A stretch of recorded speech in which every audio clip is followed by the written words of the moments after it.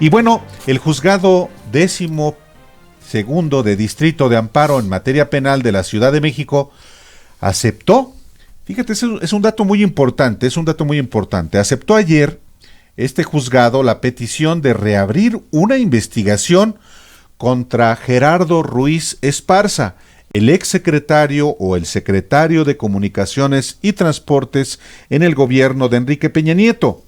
El abogado Paulo Díez Gargari, con quien hablaremos aquí en un momento, explicó que el juez reabrió la solicitud para que se revise si la decisión de la entonces Procuraduría General de la República de no ejercer acción penal en contra del exsecretario fue correcta. Bueno, el presidente López Obrador ha dicho, usted lo recordará, que si existen procesos contra exfuncionarios, pues los va a dejar correr. No entran en lo que él ha llamado como, él ha mencionado como punto final, que busca no generar una especie de cacería contra quienes sirvieron en administraciones anteriores. Pero Ruiz Esparza no tiene una, sino tiene 5 denuncias al menos, y todas relacionadas con corrupción, con presunta corrupción, contando justamente la que recién se abre por petición del juez. Sí, miren, usted recordará, si no se lo informamos, que la iniciativa ahora, representada por el actual senador Emilio Álvarez y Casa y la diputada federal Lucía Rojas, interpuso 4 denuncias ante la PGR contra Gerardo Ruiz Esparza en su carácter de secretario de Comunicaciones y Transportes federal, pero también secretario de Comunicaciones del Estado de México, donde fue servidor público de 2005 a 2011, todo el periodo de Peña Nieto como gobernador. Así es. Bueno, una de estas denuncias pide investigar la transferencia de la constructora Proyectos Viales de México, que es subsidiaria, le va a sonar mucho el nombre, es subsidiaria de OHL México. Una transferencia, fíjese usted nada más de qué tamaño, de 1.4 millones de euros a Suiza para presuntamente financiar una campaña electoral allá en España. Sí, la sede de OHL. Que hoy se llama Aleática.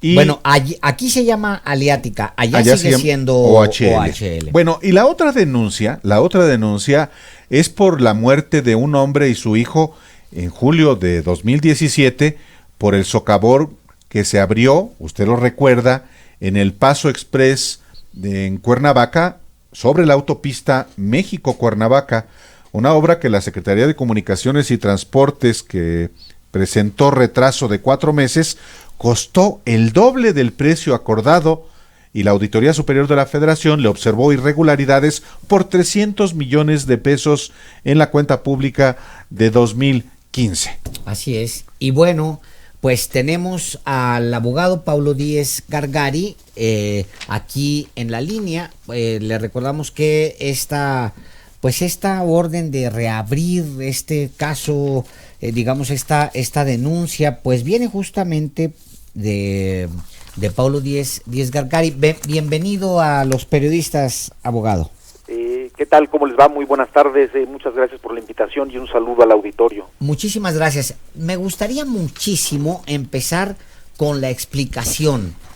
¿Qué fue lo que pasó? ¿Qué es lo que significa esto? Que el juzgado 12º de Distrito de Amparo en materia penal en la Ciudad de México haya aceptado esta petición de reabrir la investigación contra Ruiz Esparza. Pues si me permites, Alejandro, un pequeño antecedente para beneficio del auditorio, porque esta es solo una de 4 demandas de amparo que yo he presentado en las últimas 2 semanas. Esta es la primera que se admite, yo espero que en los próximos días se admitan las otras 3, pero tiene que ver con una serie de denuncias penales que he presentado desde 2016. En prácticamente todas ellas aparece este señor Ruiz Esparza, que es uno de los más conspicuos representantes de la corrupción colusoria público-privada del grupo de Peña Nieto y varias empresas, entre las que destaca esta que se llama Aleática.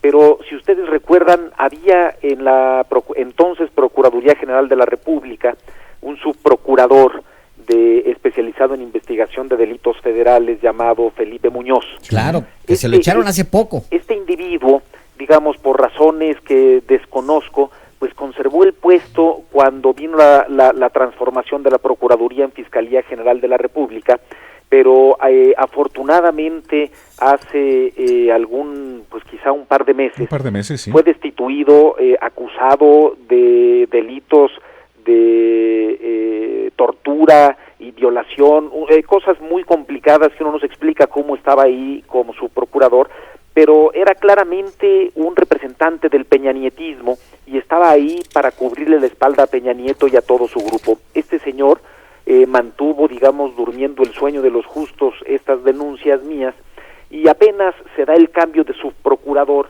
pues entonces yo empiezo a recibir ya un trato normal, de ser humano normal, de ciudadano normal en la fiscalía, y entonces, bueno, pues pido información de todas estas denuncias, porque aunque ustedes no lo crean, además, a pesar de que yo denuncié y que estaba permanentemente atento a ver qué se requería, nunca me dieron acceso siquiera a las carpetas de investigación, porque este señor Felipe Muñoz decía pues que sí, que estaba bien, que yo era denunciante, pero que no era parte en la investigación, que muchas gracias, que yo ya había hecho mi trabajo y que de ahí ellos se ocupaban. De modo que yo no me entero sino hasta muy recientemente, porque le solicito a las personas que tenían a su cargo estas investigaciones que me informen qué había pasado. Y bueno, en el colmo del absurdo me avisan que en varias de esas averiguaciones o carpetas de investigación se había ya resuelto el no ejercicio de la acción penal. Caray. Y en una de ellas, esto es como para morirse de risa o de tristeza, en una de ellas ni siquiera se había hecho investigación alguna y simplemente se mandó al archivo así tal cual. Contra esas resoluciones es que yo presento 4 demandas de amparo, la primera de las cuales es esta, pues, claro, que fue admitida el día de ayer y que es una de las más relevantes. En realidad, ahora que decían ustedes que son 5 denuncias, en realidad son 6 denuncias, ahora les digo cuál es la que falta, pero esta que se admitió a trámite es una denuncia muy peculiar y muy importante, porque me parece que es quizá la única denuncia fundada en la que aparece con toda claridad el señor Luis Videgaray, además por supuesto de Ruiz Esparza, como digamos protagonista de un gravísimo acto de corrupción. A ver, explíquenos en qué consiste la intervención o la participación de Luis Videgaray, ex secretario de Hacienda, ex secretario de Relaciones Exteriores en el gobierno de Enrique Peña Nieto y antes en el gobierno del Estado de México. Se trata, si ustedes recuerdan, de esta transferencia ilegal de 3.600 millones de pesos desde la Secretaría de Comunicaciones y Transportes bajo la administración de Peña Nieto al gobierno del Estado de México. Esto se hizo tratando de disfrazar esos recursos como un subsidio, que claramente no era, derivado del rescate carretero de la autopista Chamapa-Lechería, que había sido otorgada en concesión desde 1992. Estas se rescatan en 1997, si mal no recuerdo, todas las carreteras. En el sexenio de Zedillo. Y efectivamente se establece con toda claridad que la indemnización iba a incluir única y exclusivamente el pago de la deuda con los constructores y con los bancos, y que todo lo demás, incluyendo el capital de los concesionarios, las aportaciones del gobierno federal y las aportaciones del gobierno de los estados, se perdían. Pues digamos, eso estaba claro y así lo entendió todo el mundo, pero cuando Peña Nieto se volvió gobernador del Estado de México y Luis Videgaray, su secretario de Finanzas, tuvieron la ocurrencia, criminal claramente, de reclamarle al gobierno federal una supuesta aportación que habían hecho ellos por 50 millones de pesos para liberar el derecho de vía de esa autopista. Pero esos 50 millones de pesos, como por arte de magia, dijeron que ya no eran 50 millones, sino 3.600. Por supuesto, el gobierno federal les dijo que aquello no procedía, que era ilegal, todo lo demás, pero cuando llegaron al gobierno federal, Álvaro, entonces Ruiz Esparza, secretario de Comunicaciones, y Videgaray, secretario de Hacienda, los mismos que ilegalmente habían pedido que se les diera esto, se los dieron. Armaron un esquema y se lo autorizaron ellos mismos. Sí. Esto es una cosa verdaderamente patética, porque además recordarán ustedes que nosotros detectamos esto porque identificamos un depósito de 1.600 millones de pesos en los estados financieros del SASCAEM, que así como llegaron sin explicación alguna, desaparecieron, y que bien podrían haberse destinado al financiamiento de campañas políticas en el Estado de México. Parte de esos recursos se mandaron en el 2015, en las elecciones intermedias, y el resto en 2017, la elección para el gobernador, o finales del 2016. Entonces, esta es la relevancia de eso. La relevancia, además, digamos, no solo como un tema personal, sino es esta insistencia mía en hacerle ver a los jueces que en los delitos de corrupción todos los ciudadanos somos víctimas, que se nos debe reconocer la capacidad de impulsar el proceso, porque si no, pues entonces estamos a merced de este tipo de servidores públicos como Felipe Muñoz, que lo que hacen es, en lugar de investigar, ocultar y proteger, ¿no? Entonces, la demanda de amparo fue ya admitida. Por ahí salió alguna nota en la que decía que no se había concedido la suspensión, y no se concedió por una razón muy sencilla, porque yo no pedí ninguna suspensión, simplemente pedí que le ordenaran a la Fiscalía General de la República que reinicie, que aquello es un decir, porque nunca iniciaron nada bajo el mando de Felipe Muñoz, que inicie las investigaciones correspondientes y que determine si hay elementos para judicializar y para llevar a Ruiz Esparza y a muchos otros a que rindan cuentas ante los tribunales. Es decir, se abre una rendija para que puedan ser alcanzados por la justicia Luis Videgaray, Ruiz Esparza y el propio Enrique Peña Nieto eventualmente. Sí, así es, Álvaro. Y hay un tema aquí adicional muy importante. Además de que presentamos con la iniciativa ahora aquella denuncia ante el INE y peleamos luego en el Tribunal Electoral, también yo presenté en lo personal una denuncia ante la Auditoría Superior de la Federación, que originalmente me dijo que mi denuncia no procedía. Tuve que ir a pelearlo a un tribunal administrativo, gané ese juicio, y finalmente hace cosa de unas semanas, probablemente un mes, la Auditoría Superior de la Federación me notificó que mi denuncia sí era procedente y que estaba procediendo a reabrir la revisión de la gestión financiera de la Secretaría de Comunicaciones y del Estado de México por los ejercicios 2014, 15, 16 y 17. Es decir, sí se abre una rendija, se abre una pequeña esperanza, y es una oportunidad que tenemos que aprovechar, y yo, bueno, pues la voy a aprovechar al máximo, claro, ¿no? Pues digamos que Luis Videgaray es un personaje con muchas habilidades, por supuesto, fue casi vicepresidente de este país, para algunos fue el verdadero cerebro detrás de Enrique Peña Nieto. Está prófugo Emilio Lozoya, y se ha prometido que por ahí hay algo con Luis Videgaray. Está este otro tema ahora abierto por la posibilidad de que sea juzgado a partir de lo de Gerardo Ruiz Esparza, y bueno, está el tema de Rosario Robles, pero ha resultado Rosario una verdadera tumba. Está cuidando con pincitas su relación con Enrique Peña Nieto, con Videgaray, con todo el establishment de ese sexenio. ¿Usted tiene esperanza, abogado? Estamos hablando con Paulo Díez Gargari.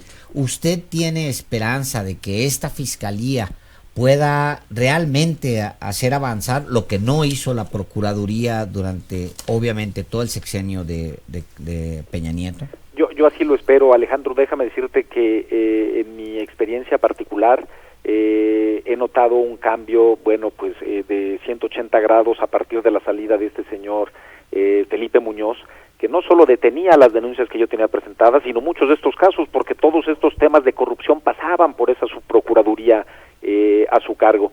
Y yo espero, y voy a hacer todo mi esfuerzo para coadyuvar con la autoridad, para que estas investigaciones avancen, pero que vayan más allá de simplemente decir, ya llevamos a alguien a la cárcel. Me parece que aquí lo importante es desmantelar estas redes de corrupción, porque si nos vamos nada más a los personajes, Rosario, Ruiz Esparza, Videgaray, que está bien, ellos son los responsables, pero detrás de ellos hay todo un entramado, hay toda una red de corrupción, una forma en cómo opera el mecanismo, ¿no? Esta serie de El Mecanismo que habla de la corrupción de Odebrecht en Brasil, y eso es lo que tenemos que terminar. Y te lo digo por lo siguiente, porque me parece que una de las cosas que tiene que investigar la autoridad, la Fiscalía, es la relación que puede haber entre las empresas a través de las cuales se distribuyeron recursos que fueron realmente tomados, robados del gobierno del estado de Chihuahua y que se distribuyeron a través de distintas empresas para financiar a un partido político, porque hay evidencia suficiente de que esas empresas, de que a través de esas empresas se operó un esquema similar en muchos otros estados de la República, incluido el Estado de México.